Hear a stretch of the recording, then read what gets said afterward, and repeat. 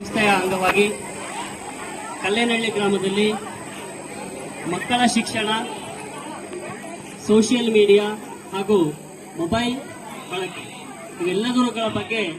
ಒಂದು ಜನಜಾಗೃತಿ ಆಂದೋಲನವನ್ನು ಇವತ್ತು ಈ ಒಂದು ಕಲ್ಲೇನಹಳ್ಳಿ ಗ್ರಾಮದಲ್ಲಿ ಸರ್ಕಾರಿ ಪ್ರಾಥಮಿಕ ಶಾಲೆಯ ಆವರಣದಲ್ಲಿ ಈ ಒಂದು ಕಾರ್ಯಕ್ರಮವನ್ನು ಹಮ್ಮಿಕೊಂಡಿದ್ದು, ಈ ಕಾರ್ಯಕ್ರಮಕ್ಕೆ ಆಗಮಿಸಿರ್ತಕ್ಕಂಥ ಎಲ್ಲ